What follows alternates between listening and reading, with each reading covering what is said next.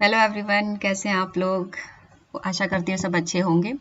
चलिए आज हम पढ़ने जा रहे हैं रूट्स ऑफ ड्रग एडमिनिस्ट्रेशन। हम लोग सभी जानते ही हैं रूट्स ऑफ ड्रग एडमिनिस्ट्रेशन का क्या मतलब है। ऐसा पाथवे या ऐसा वे जहाँ से हम अपना डिसाइड करते हैं कि किस डोजेस फॉर्म को हमको किस रूट से बॉडी में भेजना है और वहाँ पर उसका बेस्ट ऑप्टिमम अब्जॉर्प्शन हो। ठीक है, तो इसका रूट ऑफ ड्रग एडमिनिस्ट्रेशन का एक बार डेफिनेशन देख लेते हैं। The route of the administration is the way through the dosage form is administered into the body for the treatment of various diseases and disorders। ठीक है, जैसे कि आप ये छोटा सा एक यहाँ पे डायग्राम देख रहे हैं, इसमें आप क्लियरली देख सकते हैं कि हमने जो डोजेज फॉर्म हम अपना माउथ से लेके फिर जीआईटी में जाके वहाँ पे वो डिसइंटीग्रेट होती हैं, फिर डिजोल्व होती हैं, फिर इंटेस्टाइन में जाके अब्जॉर्ब होती हैं, लीवर में उनका मेटाबॉलिज्म होता है, फिर जो भी ऑन साइट एक्शन देना होता है डोजेस को वो देती है। लेकिन कोई भी हम रूट अपने टैबलेट का कैसे डिसाइड करते हैं, ठीक है, तो इसके लिए हमें कुछ प्रॉपर जो हमारे ये जो फैक्ट्स हैं इनके ऊपर हम देखते हैं कि हमारी जो रूट ऑफ डोजेस फॉर्म होनी चाहिए वो किस तरह की होनी चाहिए। ठीक है, तो हम सिलेक्शन किस बेसिस पे कर रहे हैं कि हमें इस डोज को किस फॉर्म में बनाना है। ठीक है, तो यहाँ पे ये दिया गया है, जैसे कि आप देख सकते हैं, selection of route of administration. एक डोजेस को उसका ऑप्टिमम लेवल ज्यादा से ज्यादा बायोअबिलिटी पाने के लिए हमें सिलेक्शन करना होता है रूट का। तो इसमें कौन कौन से फैक्टर्स अफेक्ट करते हैं वो चीज हम एक बार देख लेते हैं। देखिए बच्चों, अगर आपको ये आपके ये जो 6 पॉइंट्स अगर अच्छे से समझ में आ गए आपको, तो आगे कोई भी आपको दिक्कत नहीं आएगी। किसी भी रूट ड्रग के रूट के बारे में लिखने में आपको कोई दिक्कत नहीं आएगी। आप आसानी से ड्रग की डोजेस फॉर्म को देखते ही समझ सकते हैं कि इसको इस तरह क्यों बनाया गया है, इसको इंजेक्शन फॉर्म में क्यों लिया गया है, इसको लोकल फॉर्म में क्यों लिया गया है, इसको सिस्टमिक सर्कुलेशन में क्यों डाला गया है। ठीक है, तो ये हमें जो फैक्टर्स हैं इसको अच्छे से स्टडी करनी है और नोट्स भी आपको बराबर दिए जा रहे हैं, आप एज इट इज भी यहाँ से नोट डाउन कर सकते हैं। ठीक है, तो आगे बढ़ते हैं। सबसे पहला जो हमारा selection of route of administration है उसमें आता है physical chemical property of drug. Drug की फिजिकल और केमिकल प्रॉपर्टी क्या है, वो सॉलिड है, लिक्विड है, गैस है, या सॉलिबिलिटी उसकी क्या है, वो उसका पीएच लेवल कितना है। देखिए, जो भी सॉलिड अगर कोई चीज है, ठीक है, हमारी बॉडी में जाएगी और मान लीजिए लिक्विड है, उसकी बायोअबिलिटी सॉलिड से ज्यादा होगी। ठीक है, क्योंकि सॉलिड में अगर हम ले रहे हैं उसको, पहले वो छोटे छोटे टुकड़ों में टूटेगी, डिसइंटीग्रेट होगी, फिर डिसॉल्व होगी। लेकिन लिक्विड में क्या है, वो छोटे छोटे टुकड़ों में टूट नहीं रही है, वो एक स्टेप हमारा कम हो गया। ठीक है, इसके लिए लिक्विड की आपकी जो अब्जॉर्ब जो होगी वो ज्यादा होगी, इसकी बायोअबिलिटी ज्यादा होगी। उसी तरह गैस में देखिए, गैस का भी जो है उस गैस की बायोअवेलेबिलिटी लिक्विड से भी ज्यादा होगी। ठीक है, और सॉल्युबिलिटी क्या देखते हैं, वो वाटर सॉल्युबल है या लिपिड सॉल्युबल है, इसके ऊपर भी ड्रग का जो बायोअवेलेबिलिटी है वो अफेक्ट करता है। और पीएच तो हम जैसे सब लोग जानते हैं, पीएच जो होना चाहिए वो किस डोजेस फॉर्म का किस अलग अलग तरह से डिसाइड होता है। ठीक है, तो ये चीज हो गई, ये आपके 5 पॉइंट हो गए। इसके ऊपर उसकी केमिकल या फिजिकल प्रॉपर्टी ड्रग की चेक की जाती है रूट ऑफ ड्रग एडमिनिस्ट्रेशन को सिलेक्शन करने के लिए। दूसरा आता है आपका साइट ऑफ डिजायर्ड एक्शन। ठीक है, वो लोकलाइज देना है या जनरलाइज देना है। लोकलाइज मीन जैसे कि मान लीजिए आपको कोई पर्टिकुलर जगह पे पेन हो रहा है, ठीक है, तो आप पूरे बॉडी पे तो उसका इफेक्ट चाहते नहीं हो, वो तो अननेसेसरी है, बिकॉज आपको एक ही जगह पे पेन हो रहा है। तो इसीलिए जैसे कि आपको मान लीजिए पैर में मोच आ गया है, ठीक है, तो आप लोकलाइज तरीके से कुछ वहां पे बाम वगैरह या कुछ भी मूव या कुछ भी स्प्रे वगैरह स्प्रे करके आप लोकलाइज्ड भी उसको अपने डिजायर्ड एक्शन पा सकते हैं। तो और कुछ चीजें होती है जैसे जर्नलाइज्ड, मतलब आपकी होल बॉडी उसमें इन्वॉल्व होनी है। ठीक है, जर्नलाइज्ड मीन होल बॉडी पर आप इफेक्ट पाना चाहते हैं, आपको मतलब बॉडी पेन हो रहा है, ठीक है, आपको फीवर आ रहा है, पूरे बॉडी पे आ रहा है, तो उसमें आप कुछ लोकल तो उसमें यूज कर नहीं सकते, इसलिए आपको फुल मेडिसिन लेनी होती है और आपकी फुल बॉडी रिलैक्स होती है। ठीक है, तो ये भी बहुत ज्यादा जरूरी पॉइंट है, site of desired action, localized और जनरलाइज्ड। बायो अवेलेबिलिटी जो है, इसका जो थर्ड पॉइंट है, ये बहुत बहुत ज़्यादा इंपॉर्टेंट है, rate and extend of absorption of drug. ठीक है, देखिए बच्चों, कोई भी डोजेस फॉर्म जब हम अपने माउथ के थ्रू ले रहे हैं, वो हमारे इसमें ट्रैक में होके जीआई में जा रही है, जीआई ट्रैक में जा रही है, उसके बाद आपके स्टमक में जा रही है, वहाँ पे एसिड निकल के उसको डिजोल्व कर रहे हैं, उसको डिसइंटीग्रेट कर रहे हैं, फिर वहाँ से वो इंटेस्टाइन में छोटे छोटे मॉलिक्यूल में चेंज हो रही है, वहाँ पे वो अब्जॉर्व हो रही है। तो एक ये लंबा प्रोसेस हो जा रहा है। ठीक है, लेकिन आपका ये होता है कि डोजेस फॉर्म जो होती हैं, जो टैबलेट फॉर्म है आपकी, टैबलेट की हमेशा जो बायोबिलिटी होगी वो 100% कभी नहीं हो सकती, क्योंकि वो जब साइट ऑफ एक्शन पे जाती है, जब वो हमारे रिसेप्टर से बाइंड हो रही है, जहाँ पर वो अपना बायोलॉजिकल एक्शन शो कर रही है, वहाँ पे वो कभी भी 100% नहीं हो सकती, क्योंकि एक लंबा सिस्टमिक सर्कुलेशन ब्लड में जाने के लिए उसने एक लंबा रास्ता तय किया हुआ है, और जिसमें उसका कुछ परसेंट वहीं पे खत्म हो गया है। ठीक है, तो करीब मान लीजिए कि 60 से 70% या 80%, वो डिपेंड करता है कि कितना अब्जॉर्प्शन हुआ है, क्या उसका रेट है, क्या उसका एक्सटेंड ऑफ अब्जॉर्प्शन है, उसके रेट के ऊपर हम उसको कैलकुलेट करके निकालते हैं कि एक डोजेस फॉर्म की क्या बायोबिलिटी है। तो एक जो टैबलेट फॉर्म में है, ठीक है, वो कभी भी आपकी 100% बायोबिलिटी नहीं देती है, रेदर देन जो आपकी पेरेंटल रूट से दी जा रही है। आपको ब्लड में अपनी ये दवा पहुंचानी है, ठीक है, एक्शन चाहिए आपको, तो अगर आप ब्लड में सीधा अगर आप ये इंजेक्शन के थ्रू, पेरेंटल रूट के थ्रू अगर आप मेडिसिन लेते हैं, तो उसकी 100% बायोबिलिटी होती है। ठीक है, अब देखिए आपका मेटाबॉलिज्म और ड्रग। ठीक है, मेटाबॉलिज्म देखिए, आपका जो भी मेटाबॉलिज्म होता है ड्रग का, वो लीवर में जाके होता है। ठीक है, अब इसमें क्या, फर्स्ट पास एंड बाईपास, ये दो फैक्टर ऐसे हैं जिसमें आपकी जो सिस्टमिक आपका ये जो है जो क्लासिफिकेशन है आपके रूट का, ठीक है, एक तो सिस्टमिक है, एक आपका लोकल है। तो इसमें आता है आपका एक एंट्रल आता है और एक पेरेंट्रल आता है। ठीक है, तो इसमें फर्स्ट पास में क्या होता है कि फर्स्ट पास क्या होता है, मतलब बेसिक। ठीक है, फर्स्ट पास मतलब बेसिक, जो आपने टैबलेट ली है वो एक लंबा रास्ता तय करके फिर आपका लीवर में जाके फिर बायोलॉजिकल एक्शन शो कर रही है। ठीक है, ब्लड में जाने के लिए उसे एक पूरा पाथवे को जाना पड़ रहा है, एक लंबा रास्ता उसको तय करना पड़ रहा है। ठीक है, तो ये आपका फर्स्ट पास हो गया। और ये बाईपास क्या होता है, बाईपास में जैसे कि हमें ब्लड में ही अगर मेडिसिन को पहुंचाना है, ब्लड में ही हमें मेडिसिन को पहुंचाना होता है, तभी वो साइट ऑफ एक्शन पे जाके अपना एक्शन शो करेगी। तो अगर हम सीधा ब्लड में पहुंचा देते हैं, तो ये जो बाकी की जो चीजें थी, स्टमक में जाना, इंटेस्टाइन में जाना, फिर ब्लड में जाना, तो वो सब क्या होती, स्किप हो जाती हैं, वो सारी चीजें नहीं होती हैं। तो हमें ड्रग का क्या होता है, 100% यूज और ऑप्टिमम यूज हम बाईपास में कर सकते हैं। ठीक है, जो कि पेरेंटल रूट में आता है। ठीक है, तो फर्स्ट पास हो गया आपका, आपने टैबलेट खाई और वो सारे पॉइंट्स को कवर करते हुए फिर ब्लड में अब्जॉर्व हुई जाके। अब बाईपास का मतलब है कि आपने डायरेक्ट ले ली। देखिए आप सब जानते हैं, कोई भी घुमावदार रास्ते से अगर आप ऐसे जा रहे हैं, ठीक है, और एक बाईपास है जिसमें कोई भी अड़चन नहीं है, कोई भी ट्रैफिक नहीं है, आप सीधा अपने जहाँ पे आपको जाना है आप वहां पहुंच जा रहे हैं। ठीक है, तो ये जो है आपका बाईपास वाला रास्ता, ये ज्यादा इफेक्टिव होता है। तो इसमें भी हम अपना डिसाइड करते हैं कि पेशेंट क्या है, पेशेंट के ऊपर हम लोग डिसाइड करते हैं कि हमें फर्स्ट पास ऑप्शन लेना है या बाईपास ऑप्शन लेना है। ठीक है, अगर आपका मान लीजिए पेशेंट अनकॉन्शियस है, तो आप फर्स्ट पास तो ले ही नहीं सकते, वो अपना टैबलेट तो ले ही नहीं पाएगा। तो उस केस में क्या करते हैं, हम सीधा इंजेक्शंस देते हैं। ठीक है, बाईपास वाला ये मोड हम अपनाते हैं। तो ये भी एक बहुत ही ज्यादा इंपॉर्टेंट फैक्टर है कि हम कैसे सिलेक्ट करें रूट को, बाईपास देना है या फर्स्ट पास देना है। रैपिडिटी ऑफ रिस्पॉन्स, देखिए ये भी बहुत इंपॉर्टेंट आपका फैक्टर है, रैपिडिटी। टैबलेट की जो एक्शन होगा, अब जैसे कि मान लीजिए अगर आपका पेशेंट फेंट हो गया है, ठीक है, आप उसमें टैबलेट तो उसको दे नहीं सकते, पहली चीज तो वो अनकॉन्शियस है। अब मान लीजिए अगर अनकॉन्शियस नहीं भी है, वो कॉन्शियस कंडीशन में है, लेकिन वो टैबलेट खा नहीं सकता। ठीक है, या फिर उसको बहुत ज्यादा सीवियर कोई दिक्कत हो रही है, उसको बहुत ज्यादा माइग्रेन का पेन हो रहा है। ठीक है, वो मतलब अपना हाफ एन आवर भी वेट नहीं कर सकता। तो ऐसे केस में आप क्या करिए, टैबलेट तो दे नहीं सकते, उसको सीवियरिटी है। ठीक है, तो उस केस में क्या करेंगे आप, बाईपास वाला रूट अपनाएंगे कि मतलब पेशेंट की नीड क्या है, पेशेंट को कैसे ज़रूरत क्या है उस टाइम पे, ठीक है। उसी तरह से हमें अगर बहुत जल्दी रिस्पॉन्स चाहिए तो हम इसको पैरेंटल रूट में ये करते हैं।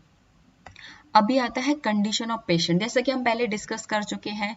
अभी वॉमिटिंग, अनकॉन्शियस है, या कोई बेबी है जो टैबलेट नहीं खा सकता, या आपको वॉमिटिंग फील हो रही है, आप कुछ भी खा रहे हैं, तो टैबलेट देने का कोई मतलब नहीं है। टैबलेट खाकर आप सीधा अगर वॉमिटिंग में सब निकल जाएगी तो कुछ पर्पस फुलफिल हुआ ही नहीं उसको देने का, टैबलेट को देने का।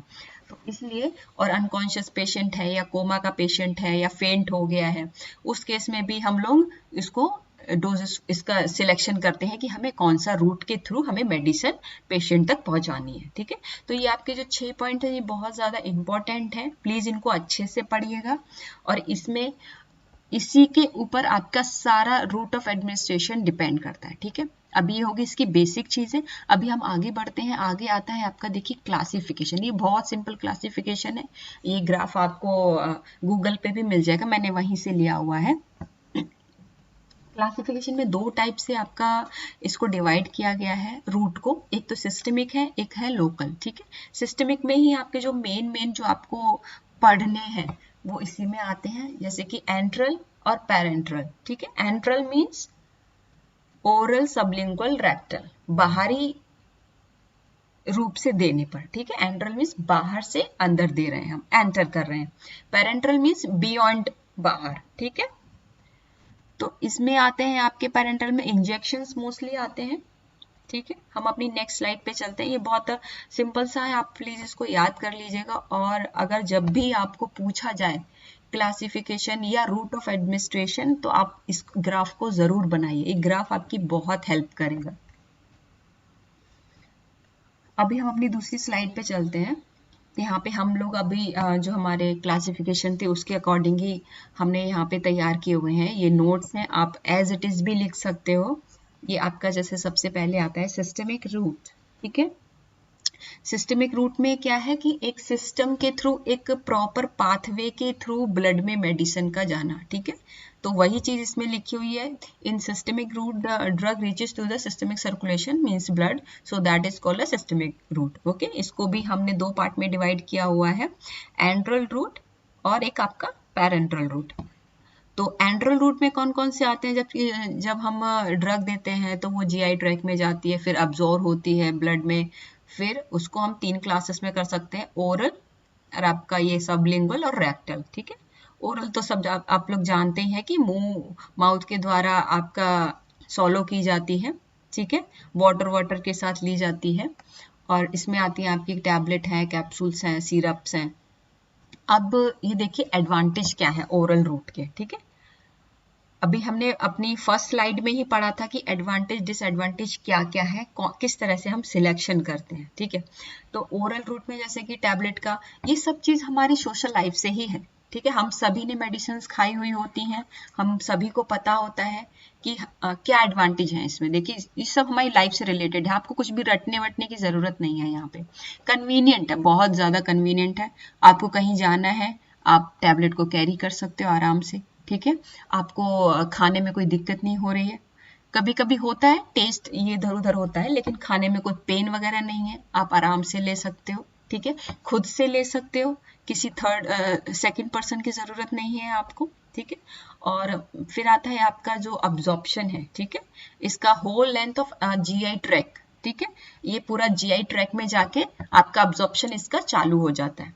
इसका एक लंबा टाइम लगता है अब्जॉर्प्शन का, लेकिन इसका जीआई ट्रैक से आपका अब्जॉर्प्शन चालू हो जाता है। और सबसे बेस्ट है कि ये बहुत ही आपकी चीप है, कम रेट में है। आपके जो भी इंजेक्शंस होते हैं, आप सब लोग जानते हैं इंजेक्शंस महंगे आते हैं, ठीक है। और ये जो होती है आपकी चीप मिल जाती है, आपको सस्ते रेट में मिल जाती है। हर एक दवाई का अलग अलग है। देखिए आप अगर बहुत ब्रांडेड में जाइएगा तो आपको महंगी मिलेगी, अगर जेनरिक दवाइयों में जाइएगा तो आपको सस्ती भी मिलेंगी, ठीक है। और डिसएडवांटेज क्या है इसका? Sometimes inefficient, sorry. तो मतलब कि जैसे कि मैंने आपको पहले ही बोला कि जो भी टैबलेट है, जो भी आपकी ओरल फॉर्म है, जो एंट्रल रूट के ये जो है, उसमें आपको फुली अब्जॉर्ब नहीं होते हैं सिर्फ पेरेंट्रल रूट ही ऐसा है जिसमें 100% अब्जॉर्प्शन होता है। तो इसमें जैसे मान लीजिए कि आपको अगर सर दर्द हो रहा है, ठीक है, बहुत माइल्ड है, ठीक है, और या फिर मॉडरेट भी मान लीजिए, लेकिन आप उसको बेयर कर सकते हो, तो उस केस में आप टैबलेट ले सकते हो। आप उसने 15 या 20 मिनट या हाफ एन आवर में भी असर दिखाया तो आप इजीली उसको ले सकते हो, ठीक है।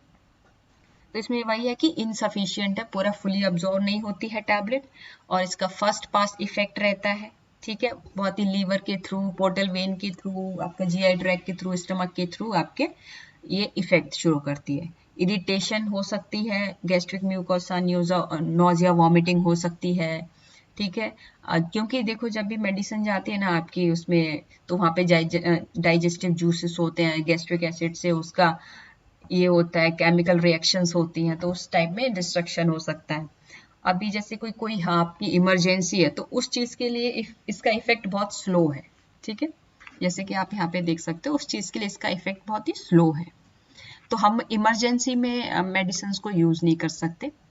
Unpleasant taste of some drugs, अब कुछ ड्रग्स का टेस्ट आपका अनप्लीजेंट रहता है, जैसे मोस्टली जो होती है एंटीबायोटिक्स आपकी, वो बहुत ज़्यादा कड़वी होती है, वो अधिकतर लोग उसको एक टैबलेट में 1 गिलास पानी ही पी जाते हैं।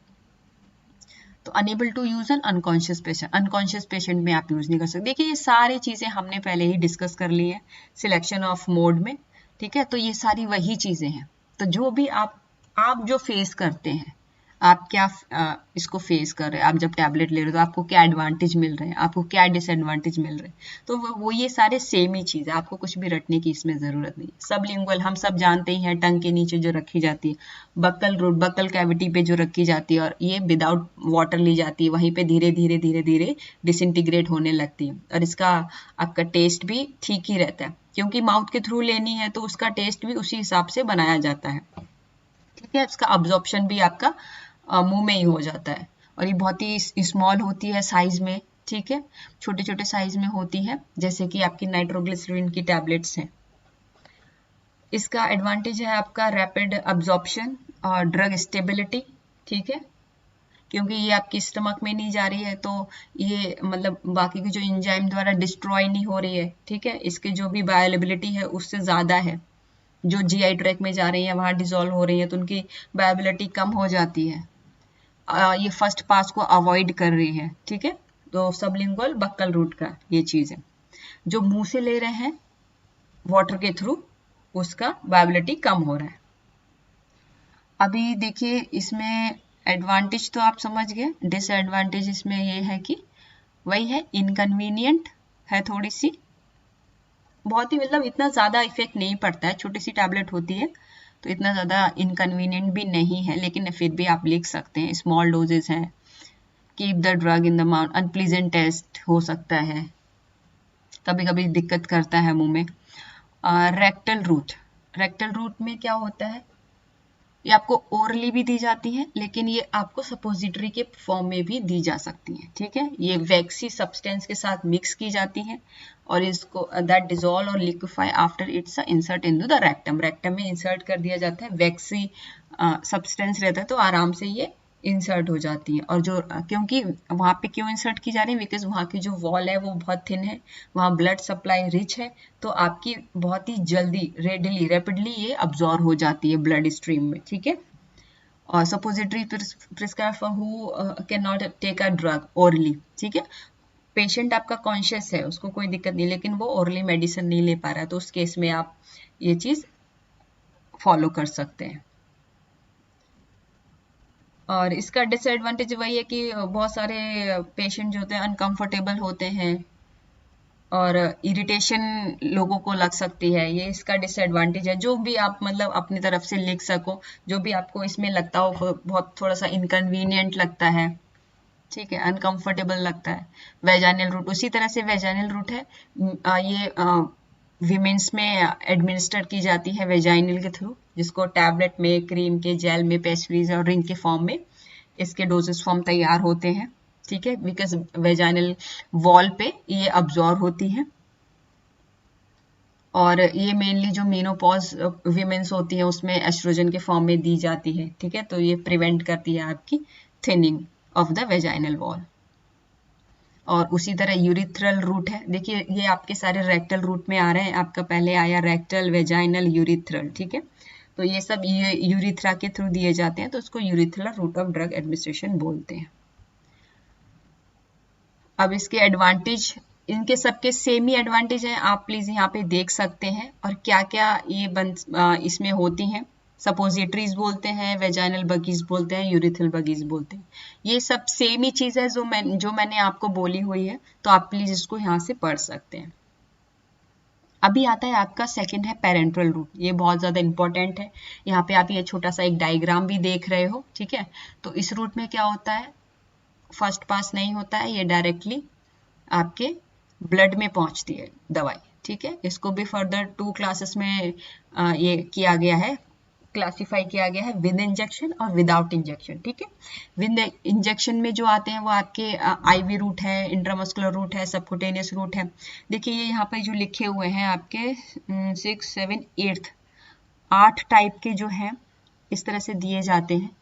मेन जो है आपके, जो आप कॉमन देखोगे वो यही है, आईवी, आईएम, सबकुटेनियस, सब जानते हैं। जो भी आपके इंसुलिन के इंजेक्शंस होते हैं वो सबकुटेनियस दिए जाते हैं।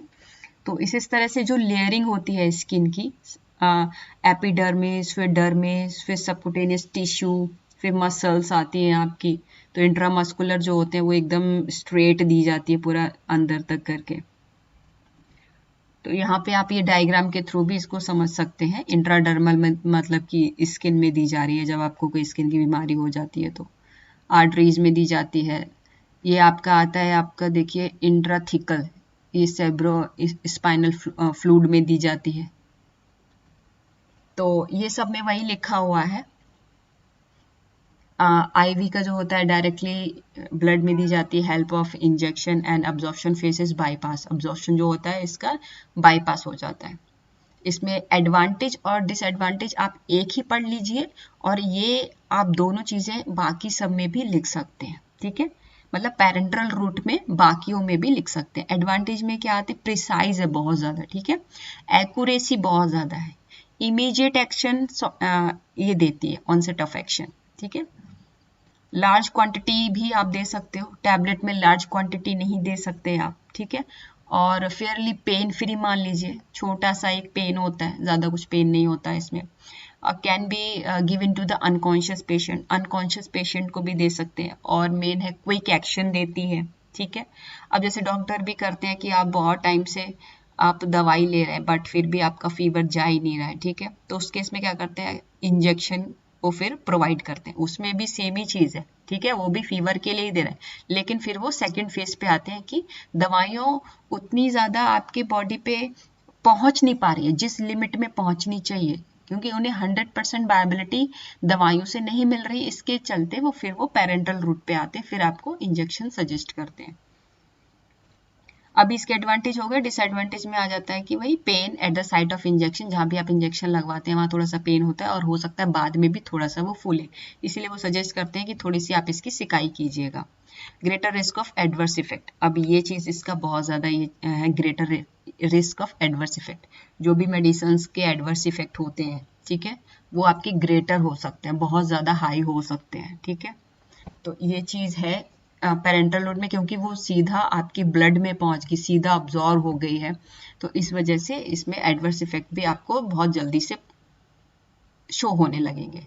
हाई कंसंट्रेशन अटेंड रेडिली, ठीक है, हाई कंसंट्रेशन होती है, रिस्क इमोबिलिज्म, ठीक है। ये सब आप थोड़ा थोड़ा देख लीजिएगा। इंट्रामस्कुलर भाई मसल्स में देते हैं, ठीक है, और सबकुटेनियस स्किन में देते हैं। आपकी सबकुटेनियस स्किन जो होती है वो भी, मतलब ये सब दी इंजेक्शन के थ्रू ही जा रही है, बट इनकी साइड ऑफ एक्शन स्किन से थोड़ा सा अलग अलग है। तो वो जो हमने डायग्राम दिखाया हुआ है आपको, वहां पे आप देख सकते हैं इसको। अब इंट्राथिकल एंड इंट्रावेंट्रिकुलर में क्या होता है कि ये जो होता है आपके ब्लड ब्रेन बैरियर को ये क्रॉस नहीं कर पाती हैं, तो इनको क्या करते हैं ये लोग, सेरिब्रो स्पाइनल फ्लूइड में इसको डायरेक्ट इंजेक्ट करते हैं, ठीक है। अब हम आते हैं आपकी 4th स्लाइड पर। तो अभी हो गए हमारे विद इंजेक्शंस, अभी है आपके without injections. In this class, administer the blood without going to the gastrointestinal tract. ठीक है, सेम चीज़ है, वो हम इंजेक्शन के थ्रू दे रहे हैं और उसमें क्या होता है कि IVIM के थ्रू हम उसको दे रहे हैं। अभी इसमें क्या हमें इंजेक्शंस नहीं दे रहे हैं, लेकिन फिर भी ड्रग की वायबिलिटी बहुत अधिक है। ठीक है, 100% आप मान लो, क्योंकि इसमें क्या है, जैसे कि हमने स्टार्टिंग में ही बताया था कि आपको जो सॉलिड, लिक्विड, गैस, ये 3 चीजें बताई थी हमने। सॉलिड की वायबिलिटी कम होगी, लिक्विड की उससे ज्यादा होगी एंड गैस की सबसे ज्यादा होगी। तो इसमें क्या हो रहा है, ओरल इनहेलेशन गैस की फॉर्म में दे रहे हैं। ठीक है, इनहेल कर रहे हैं, नेजल प्रिपरेशंस दी जाती हैं। जैसे कि आप देख सकते हो, अस्थमा के पेशेंट देख सकते हो, सेकेंड्स में असर होता है। किसी को अगर एस्थमिक अटैक आया हुआ था तो उसको हम इनहेलर देते हैं और वो सेकेंड्स में आपका स्लो डाउन हो जाता है। ट्रांसडर्मल पैचेस हैं, जहाँ पे आपको, जैसे कि आप, जो मैंने फर्स्ट स्लाइड में आपको दिखाया था, एक जो डायग्राम दिखाया था, उसमें एक ट्रांसडर्मल पैच का भी ऑप्शन है। तो ये भी अभी एक नया नया टेक्निक चालू है, पहले ये नहीं थे, लेकिन अभी ये नए नए टेक्निक्स आ रहे हैं और इससे हम और इम्प्रूवमेंट कर रहे हैं पेशेंट को जल्द से जल्द ठीक करने की और अच्छे से अच्छे इफेक्ट देने की। तो ये है आपका ट्रांसडर्मल पैचेस लगाए जा सकते हैं, तो इसमें ये चीज़ें आती हैं। उसके बाद आता है आपका लोकल एंड टॉपिकल रूट्स। इसमें सारी क्रीम्स, लोशन वगैरह, जेल्स आते हैं, आपके ऑइंटमेंट्स आते हैं जो आपकी डर्मस लेयर पर लगाए जाते हैं, जैसे कि एंटीसेप्टिक क्रीम्स हो गई, आपकी सनस्क्रीम्स हो गई।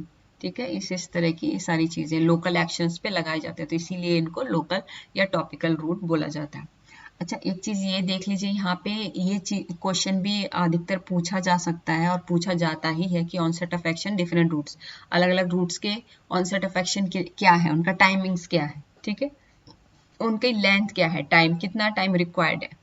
तो IV का जो इफेक्ट होता है 30 to 60 सेकेंड है, और इस तरह का इंट्राएसोसियस का है 30 to 60, इनहेलेशन का 2 to 3 minutes, sublingual 3 to 5 minutes. इस तरह से आप इसको देख सकते हो। देखिए आप यहाँ पे ओरल का देख सकते हैं 30 to 90 मिनट्स है। ठीक है, इसी वजह से अगर बहुत ही ज़्यादा सीवियर कंडीशन में हमारे पास पेशेंट आते हैं तो हम फिर उनको पेरेंटल रूट की तरफ जाते हैं वो लोग। ठीक है, तो आप यहाँ पे अभी हमारी स्लाइडिंग कंप्लीट होती है और प्लीज़ मुझे ज़रूर बताइएगा कि आपको ये टॉपिक कैसा लगा, आपको समझ में आया या नहीं आया। अगर आपको नहीं आया तो प्लीज़ हम लोग एक बार फिर से इसके बारे में डिस्कस करेंगे, या कोई पॉइंट आपको समझ में नहीं आया तो हम उसको फिर से डिस्कस करेंगे। आप प्लीज़ मुझे बताइएगा और इसी तरह मेरी वीडियो को लाइक, शेयर एंड सब्सक्राइब करिए प्लीज़। Thank you.